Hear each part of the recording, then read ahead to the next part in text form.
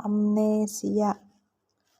Cahaya keemasan sore itu mulai memudar. Kekuatannya yang mampu membuat orang merasa tenang sudah lenyap. Senyum di setiap wajah hilang. Setiap jendela tertutup gelap. Memang menakutkan. Perasaan mencengkram memang kejam. Hingga tidak ada lagi manusia mau keluar dari persembunyiannya. Saat cahaya temaram itu hilang, saat hangat itu sudah berganti menjadi dingin yang pucat pasi.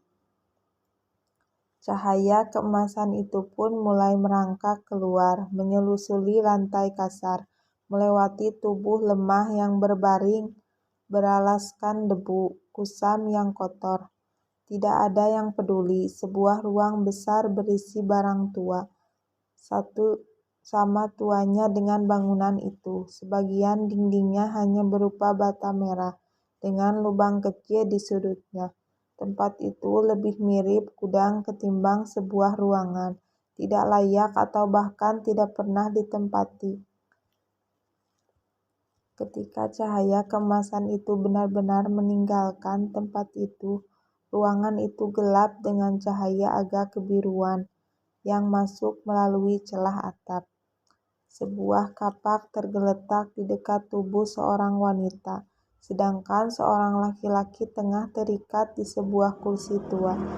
Tambang sudah mulai rusak mengikat tubuhnya dengan erat.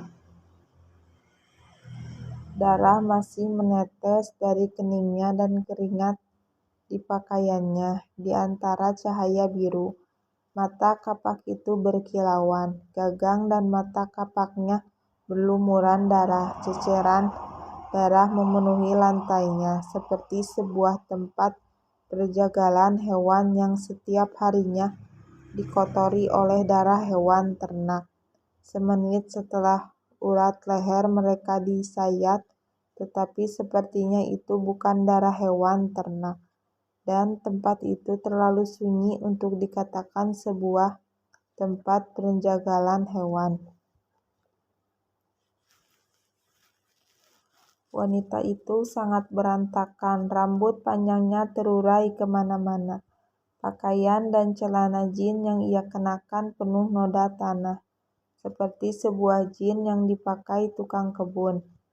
Di balik rambutnya yang tergerai berantakan, tersembunyi sebuah wajah tirus. Dahinya masih terpenuhi keringat. Napasnya pun sesak. Mungkin ia sedang menahan luka perih dari memar-memar di wajahnya. Ia sedang sekarat, berjudi dengan waktu, pelan-pelan mencoba menipunya agar dapat sadar. Dengan luka tikaman di lengan seperti itu, waktu tidak akan melepaskannya. Begitu saja, setidaknya kehabisan darah adalah alasan yang tepat untuk menahan wanita itu selama-lamanya.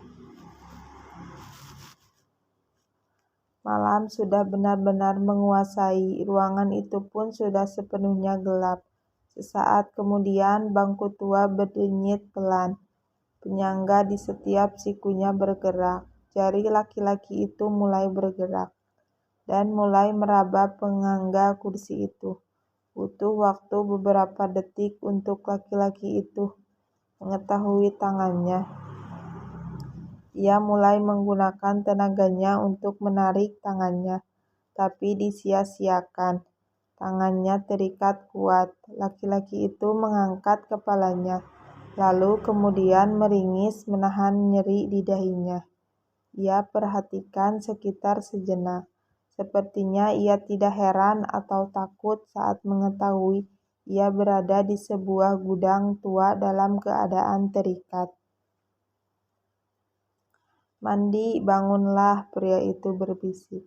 "Mandi, demi Tuhan kau harus bangun." Pria itu agak menekan suaranya, tetapi wanita itu tetap tidak menjawab.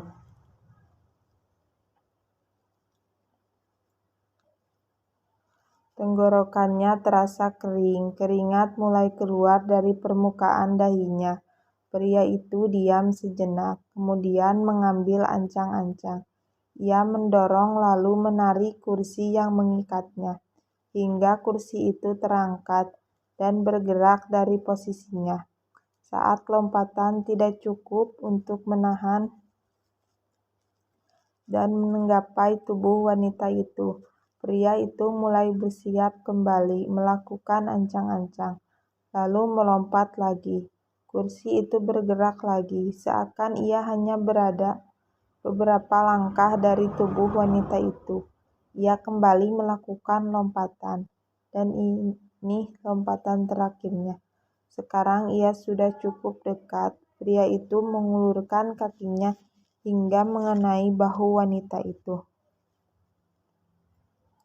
"Mandi, sadarlah, kita harus keluar dari sini."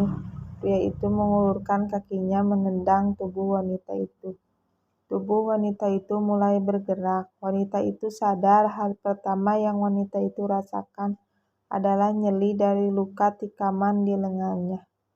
"Syukurlah kau akhirnya sadar, sayang," terdengar sebuah rasa lega dari nada suara pria itu.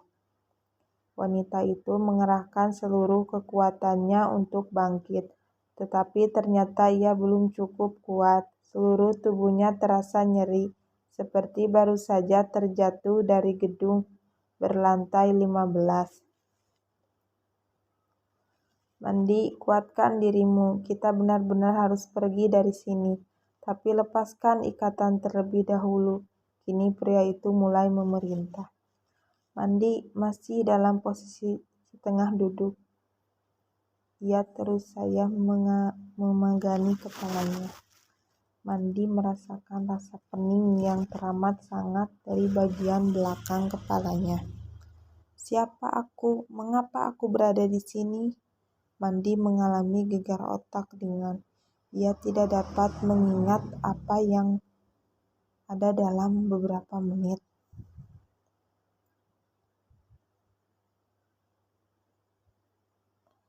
"Kau, Mandi, aku Evan, suamimu. Kita berada di sini untuk liburan, namun orang lokal aneh memburu kita dan menyekap kita di sini. Kau ingat?" Mandi hanya menundukkan kepalanya. Ia sudah tidak tahan dengan rasa pening di kepalanya. Untuk beberapa saat, Mandi mulai ingat. Ia ingat wangi pengharum mobilnya saat ia berkendara. Ia berkendara dengan seseorang, dan itu adalah Evan, suaminya. Mereka baru saja menikah beberapa bulan yang lalu. Ini adalah liburan pertama mereka. Mandi ingat semua itu, tetapi ia masih tidak bisa mengingat apa yang terjadi selanjutnya. Setidaknya Mandi tahu bahwa laki-laki itu benar adalah suaminya. Dan dia harus percaya dengan apa yang dikatakan suaminya, karena hanya itu satu-satunya penjelasan apa yang ia alami. "Aku ingat, syukurlah bajingan itu memukul kepalamu dengan keras. Aku melihatnya." "Apakah dia juga yang menikah lenganku?" Medi mulai sepenuhnya sadar. "Ya, kau melawan saat dia menyeretmu." Evan melantakkan suara dan melihat ke sekitar. "Lalu apa yang dia lakukan padamu dan siapa sebenarnya dia?" "Ia memukulku juga dan mengingatku di kursi ini. Aku tidak mengenalnya, sepertinya ia orang lokal yang gila." Evan kembali mencoba melepaskan ikatannya, tetapi gagal. "Bisakah kau bantu aku melepaskan ikatan ini?" Evan memandang Mandi dan ikatan di tangannya.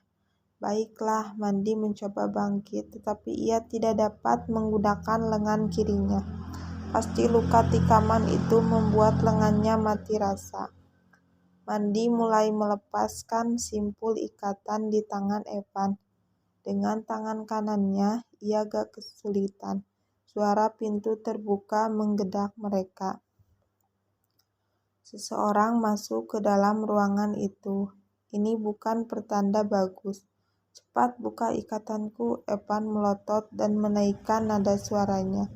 Adrenalin terpompa di tubuh keduanya. Mandi berusaha membuka ikatan itu dengan cepat. Kini ia juga menggunakan tangan kirinya. Rasa nyeri sudah tidak lagi penting. Ada hal yang lebih penting daripada itu. Ya, nyawa. Akhirnya ikatan Evan terlepas dengan sigap. Evan membuka ikatan di tangannya yang lain. Evan memang lebih pintar dari Mandy.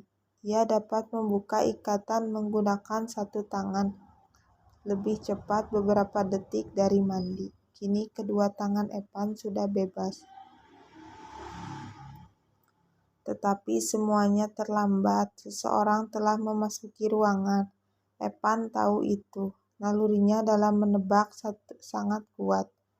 Evan menarik lengan Mandy dan bersembunyi di balik sebuah rak besar di sisi ruangan. Seketika sebuah lampu bohlam di tengah ruangan itu menyala, menerangi bagian tengah ruangan itu. Mandy agak terpekik melihat keadaan di mana ia berbaring tadi. Sebuah kapak berlumuran darah dan tetesan darah di lantai. Mandy menahan napasnya. Ia bersembunyi di balik bahu Evan. Mandy memang bukan penakut, tetapi dalam sebuah kondisi ia bisa sangat takut. Apalagi saat rasa sakit mengambil sebagian besar dari kontrol tubuhnya. Ia bukan saat yang bagus untuk berani.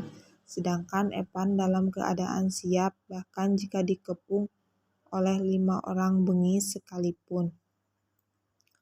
Derap langkah berat memenuhi ruangan. Ruangan kosong memang memantulkan suara sekecil apapun. Bahkan deru napas berat Mandy dapat terdengar beberapa meter ke depan. Bayangan sosok tinggi besar mulai terlihat di tepi ruangan. Dengan langkah yang berat seperti sebuah tang besar yang kuat, namun lambat. Perlahan-lahan ia memasuki ruangan. Cahaya bohlam mulai menerangi tubuhnya. Ternyata sosok itu adalah seorang lelaki bertubuh besar. Ia mengenakan mantel tebal dengan rambut sebahu. Janggut tebal memenuhi wajahnya. Tetapi Mandy dapat melihat dengan jelas wajahnya. Pria itu mempunyai wajah kasar dengan garis-garis khas orang lanjut usia. Sepertinya ia tidak setua itu. Mungkin itu hasil dan berjam-jam terbakar matahari. Pria itu memang tidak terlihat seperti pria rumahan yang ramah. Ia lebih mirip Bigfoot.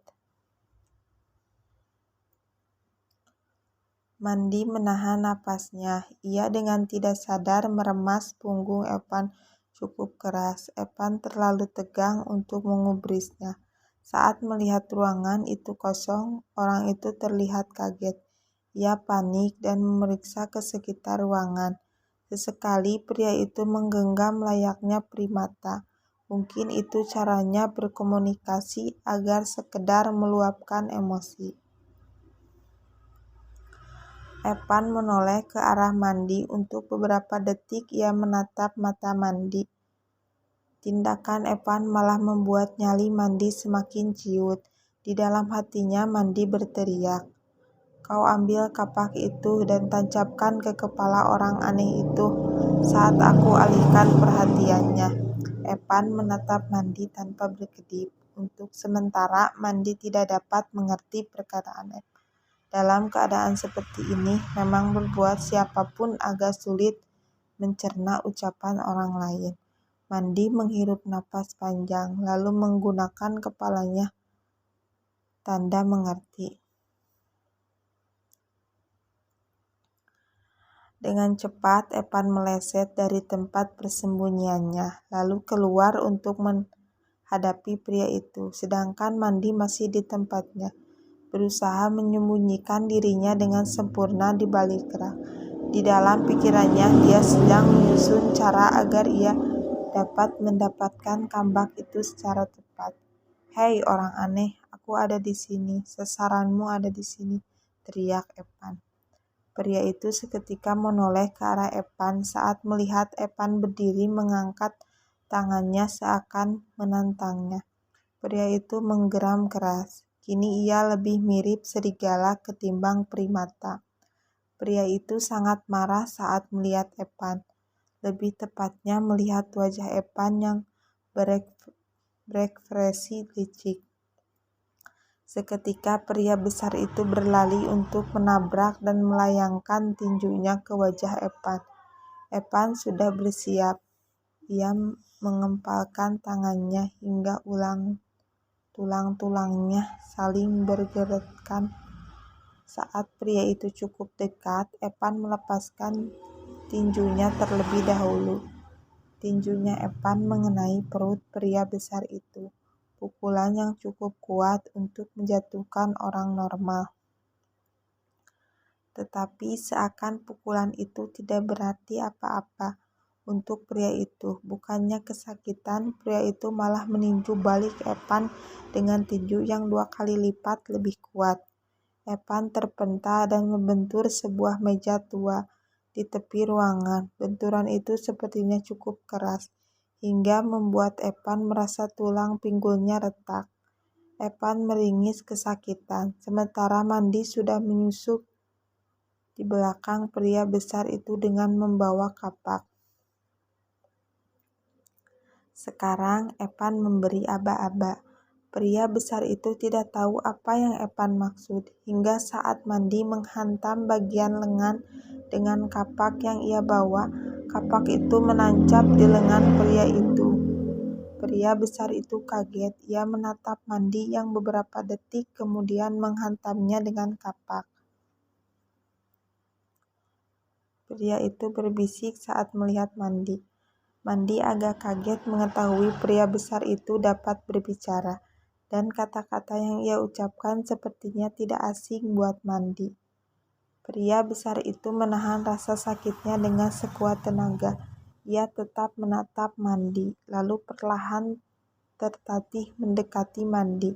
Mandy mundur selangkah, tetapi kemudian pria besar itu roboh saat Evan menendang kakinya hingga patah. "Kau tidak apa-apa?" Evan menarik Mandy menjauh pria besar itu. Mandy menggelengkan kepalanya. Ia masih dalam perasaan terkejut. Evan memeluk Mandy erat, tetapi entah mengapa Mandy tidak takut sama sekali dengan pria besar itu. Bahkan ia merasa sangat familiar dengannya. Mandy berusaha berpikir keras. "Mandy si pemberani," bisik Evan saat memeluk Mandy. Mandy mendengar kata-kata itu, kepala Mandy seperti berputar. Rasa pening di kepalanya datang lagi, tetapi kini lebih hebat. Banyaknya bayangan-bayangan buram melintas di kepalanya, seperti saluran TV yang tidak terlalu jelas. Kini rasa pening itu semakin hebat. Tubuh Mandy bahkan gemeteran. Rasa pening itu menusuknya, bahkan lebih dalam dari luka tikaman di lengannya. Tetapi saat rasa pening hebat itu meremas otaknya, bayangan di kepala Mandy menjadi sangat jelas. Seakan sudah terpecahkan, ia dapat mengingat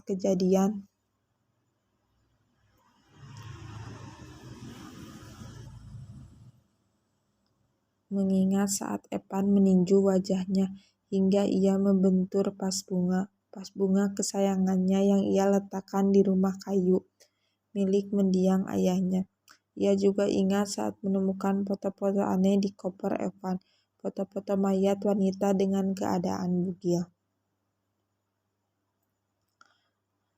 Mandy merasakan kembali rasa sesak saat mengetahui bahwa suaminya adalah pembunuh gadis-gadis muda. Bahkan kini ia merasa jauh lebih buruk. Rasa nyeri dari luka di lengannya saat Evan menancapkan kapak datang lagi. Kini dia tahu mengapa ia familiar dengan pria besar. Dan Mandy si pemberani, pria besar itu menyelamatkan saat Evan menyerang dengan kapak, lalu memanggilnya. Sebelum ia tidak sadarkan diri karena luka benturan pas di belakang kepalanya, Mandy si pemberani adalah ejekan Evan sesaat sebelum ia menyerang Mandy dengan kapak.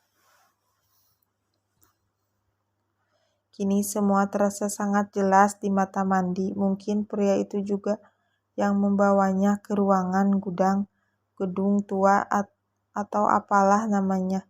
Ia juga mengikat Epan agar Epan tidak dapat menyakitinya. Adrenalis yang lebih hebat mengalir di darah Mandi.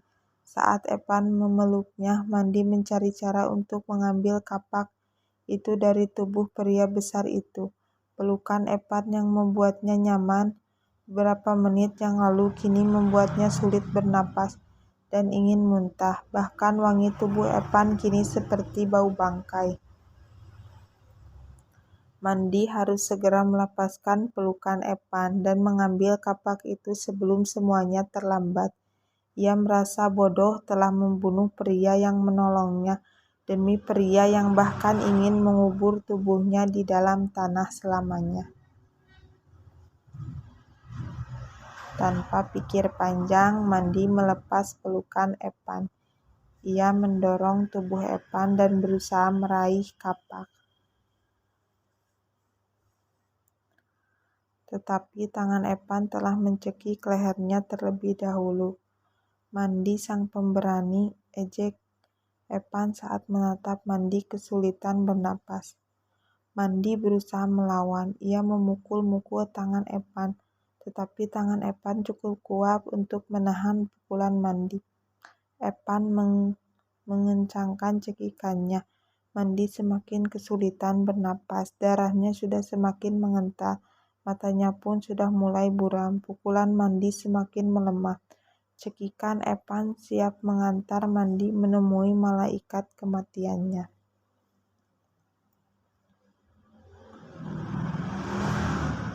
Pergilah dan bawa semua rahasiaku. Epan menatap keji ke arah Mandi.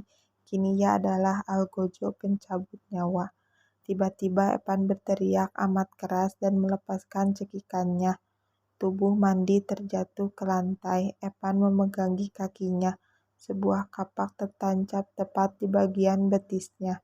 Darah mengalir deras. Pria bertubuh besar itu menyerang Epan dengan kapak yang menancap di lengannya. Ia juga menarik tubuh Epan, menahannya dengan cukup kuat. Epan terus saja berontak. Epan terlihat sangat marah. Ia memukul-mukul pria besar itu. Pria besar itu berkata pada Mandi. Matanya berkaca-kaca. Entah mengapa Mandi merasakan kehangatan di tatapan pria besar itu. Air mata menetes di pipinya yang membiru. Aku akan lari, tapi sebelumnya Mandi tidak meneruskan kata-katanya. Ia meninggalkan pria besar itu, lalu kemudian kembali membawa kursi kayu tempat di mana Epan terikat. Sebelumnya aku harus menyelesaikan bajingan ini. Mandi menghantamkan kursi itu ke kepala Epan. Seketika kursi itu hancur saat berada dengan kepala dan tubuh Epan. Epan meringis kesakitan. Benturan kursi itu meninggalkan luka menganga di dahi dan wajah Epan. Darah mengalir deras membasahi wajah dan tubuh Epan. Epan ambruk dan tidak bergerak lagi. Mungkin kini dia sedang menghadapi malaikat kematian sendiri. Pria besar itu melepaskan tangannya dari tubuh Epan.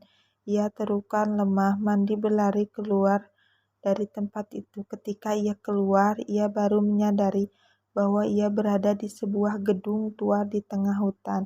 Ia ingat jalan menuju rumah kayunya. Tanpa ragu ia menyusuri jalan setapak, hingga akhirnya ia sampai di rumah kayu miliknya. Keadaan rumah itu sangat berantakan. Ia melihat mobil Epan terparkir di halaman rumah. Ia segera masuk ke dalam mobil, menyalakan mesin mobil, lalu meninggalkan rumah itu. Ia menginjak pedal gas sangat keras, hingga ban mobilnya berdecit saat menapaki jalan kecil. Saat dalam perjalanannya, Mandi melewati gedung tua tepatnya berada tadi. Di depan gedung tua itu, pria besar penolongnya tengah berdiri seraya menggenggam tubuh Epan. Tubuh Epan masih bergerak. Ternyata Epan masih hidup. Tetapi mungkin sebentar lagi tidak. Mandi tahu benar apa yang akan pria itu lakukan terhadap Epan. Dengan sebuah kapak di tangannya yang lain, semua seperti sudah sangat jelas. Mandi tersenyum saat menatap pria besar itu. Ia menggerakkan bibirnya memberi ucapan terima kasih tanpa bersuara. Pria besar itu membalasnya dengan ucapan selamat tinggal. Mandi dapat mendengar ucapan pria besar itu, dan kini mobilnya sudah semakin jauh meninggalkan gedung tua itu. Sepertinya ia harus menata ulang kehidupannya dengan gelar janda.